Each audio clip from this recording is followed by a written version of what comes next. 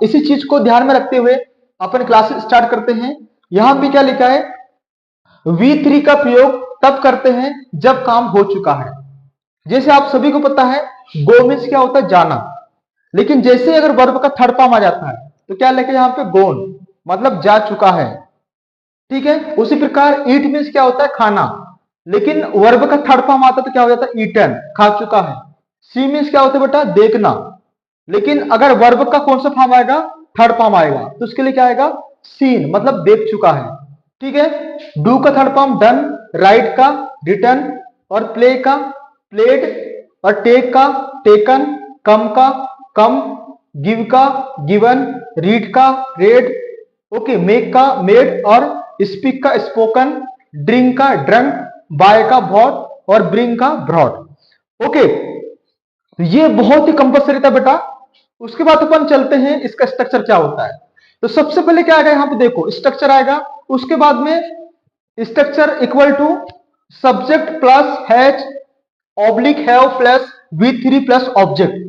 तो आप सभी को पता है कि V3 क्या होता है, अभी जस्ट मैं बता चुका हूं, और कुछ बच्चों के लिए और बता देना चाहता हूं, जो सब्जेक्ट में डाउट है आपको, तो इसको देख लेना आपको। और जिन बच्चों को पता है कि सर हैज और हैव का प्रयोग कहां करना है, तो ये वाला आप इस वीडियो को पॉज करके देख सकते हो, क्योंकि इससे बेस्ट वीडियोस कोई भी नहीं बना सकता है। One of the best PPT है आप सभी को, लेकिन इसको थोड़ा सा फोकस करना है आपको, क्योंकि ऐसे आपको थोड़ा सा वीडियोस को ऐसे वो नहीं करना है, स्किप नहीं करना है। ठीक है, तो स्टूडेंट्स अब फाइनल अपन किस पे आते हैं, प्रैक्टिकल पे। ओके, क्या लिखा है यहां पे, I have done my graduation, मैंने अपनी ग्रेजुएशन पूरी कर ली है, या फिर मैं अपना ग्रेजुएशन कंप्लीट कर चुका हूं। तो यहां पे आप क्या बोल सकते हो, यहां पे क्या लिखा, I have done my graduation, या फिर ऐसे बोल सकते हो, I have completed my graduation, मैंने अपना ग्रेजुएशन कंप्लीट कर चुका हूं। ओके, तो आप ऐसे बोल सकते हो। और उसी प्रकार यहां पे क्या लिखा है, पहले सब्जेक्ट आया है, सी सब्जेक्ट है, हैज क्या है बेटा, हेल्पिंग वर्ब है, और रिटर्न क्या है, वर्ब का थर्ड फॉर्म है, आ लेटर। ठीक है, वहां एक लेटर लिख चुकी है, किसकी बात हो रही है बेटा, गर्ल्स की बात हो रही है। ठीक है, उसी प्रकार तमाम आगे जाते जाइए आप, बिल्कुल आपको बहुत कंटेंट बेस्ट मिलेगा आपको। ठीक है, उसी प्रकार आई हैव टेकन मेडिसिन, मैंने दवा ले ली है, या फिर मैं दवाई ले चुका हूं, तो इंग्लिश में कैसे बोलोगे, आई have taken medicine. Okay students, और दूसरा जाओ, क्या लिखा है यहां पे, मैंने काम कर चुका हूं। देखो, तो क्या बताया था मैंने, अगर subject I we you they है तो उसके साथ में किसका प्रयोग करेंगे बेटा अपन, हैव का। अगर सब्जेक्ट ही सी इट और किसी का नेम होगा, उसके साथ में किसका प्रयोग करेंगे अपन, हैज का। इतना ध्यान रखना आपको। ठीक है, तो जो बच्चे समझ नहीं पा रहे वो बढ़िया एक बार डिटेल से यूट्यूब में वीडियो अपलोड होने वाला है, और साथ में आपको ग्रुप में वीडियो मिलेगा आपको, तो इसको आप स्टार्टिंग से लेके लास्ट तक देखना, आपको इस वीडियो को बने रहना है। ठीक है, उसी प्रकार क्या लिखा है बेटा, मैंने अपना होमवर्क खत्म कर लिया है, तो इंग्लिश में कैसे बोल सकते हैं, I have finished my homework. या फिर दूसरा ऐसा हो सकता कि सर मैंने अपना होमवर्क पूरा कर लिया है, तो उसके लिए आप क्या बोलोगे, I have done my homework.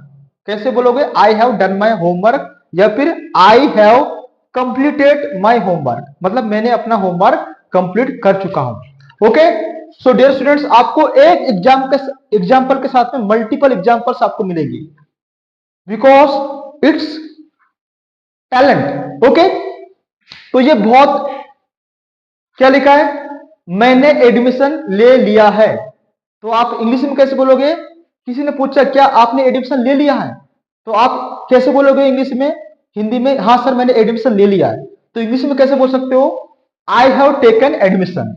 कैसे, आई हैव टेकन एडमिशन, तो ये है सब्जेक्ट है, ये हेल्पिंग वर्ब है, ये मेन वर्ब है, और वो ऑब्जेक्ट है। ओके स्टूडेंट्स, अगर आपको पढ़ने में मजा आ रहा है, समझ आ रहा है, तो बिल्कुल इस वीडियो को शेयर करें, सब्सक्राइब करें, लाइक करें, क्योंकि सुनील सर फाइनली अब ग्राउंड पर उतर चुके हैं,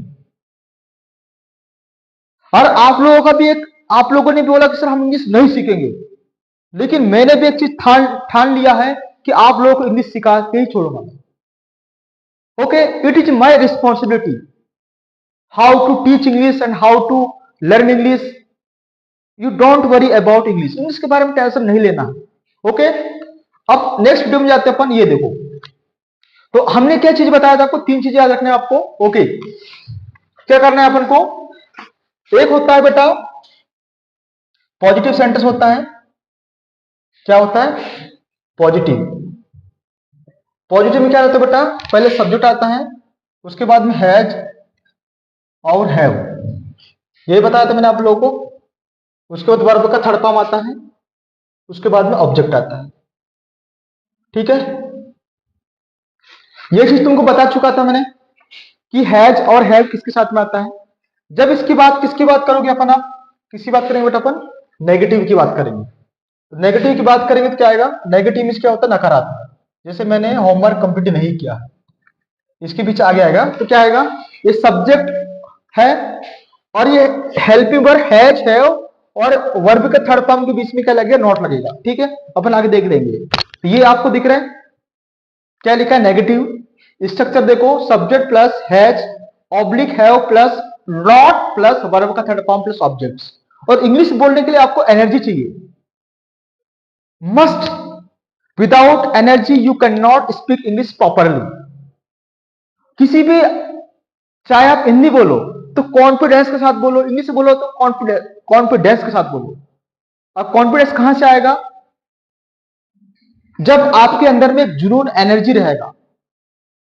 ओके, तो क्या है बेटा, पहला I have not eaten rice, मतलब मैंने चावल नहीं खाए। तो इसको आप कैसे बोल सकते हो, I have not eaten rice. Okay, उसी प्रकार यहां पे क्या देखो, ये क्या है, हेल्पिंग वर्ब है शॉर्टकट में, और ये क्या है, मेन वर्ब है। ठीक है बेटा, इन दोनों के बीच में क्या लगा दिया अपन ने, नॉट लगा दिए। जैसे कि he has not gone to school, या फिर he has not gone to office, या फिर he has not gone to college, वहां कॉलेज नहीं गई है। ठीक है, उसी प्रकार वहां स्कूल नहीं गया है, यही था। जैसे कि he has not gone to school, तो हिंदी में कैसे बोल सकते हैं इसको, वहां स्कूल नहीं गया है। ओके, क्या लिखा बेटा यहां पे देखो, आई हैव नॉट टेकन टी, मैंने चाय नहीं पी है, या फिर मैंने चाय नहीं लिया है। तो ऐसे बोलने के लिए अपन क्या बोलेंगे, इंग्लिश में कैसे बोलेंगे, no I have not taken tea. जैसे आपने देखा होगा स्पोकन में क्या बोलते हैं, जैसे मैंने पूछा, अपन चार दोस्त कहीं गए घूमने के लिए और मैंने पूछा क्या आपने खाना खा लिया, क्या आपने चाय पी लिया, अपन क्या करते, कंफर्म करते कि आपने चाय पी है कि नहीं पी है। तो इंग्लिश में कैसे बोल सकते हैं, हैव यू टेकन टी, मतलब क्या आपने चाय ले ली है।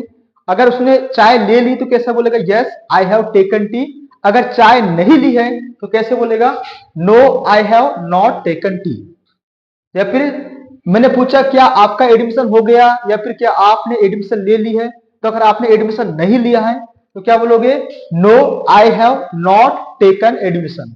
टेकन, टेक मीन्स क्या होता है बेटा, लेना, टुक मीन्स ले लिया, और टेकन मीन्स ले चुके हैं। ठीक है, तो बहुत सारे वर्ब आपको बताया गया था। मैंने अपनी नोटबुक नहीं ली है, तो इसका करके बता बेटा, मैंने अपनी नोटबुक नहीं ली है।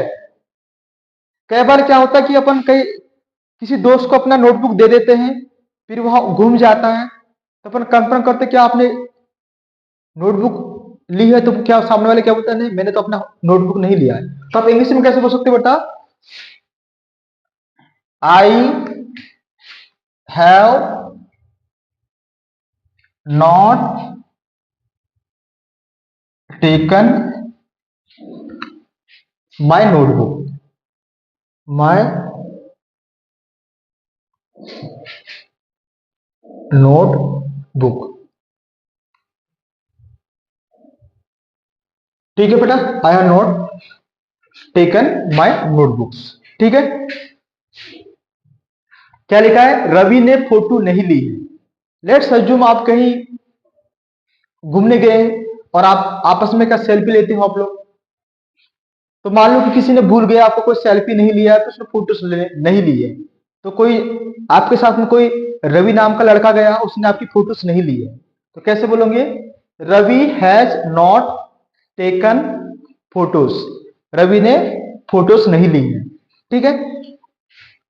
सो डियर स्टूडेंट्स, ये सब इंट्रोगेटिव आ गया।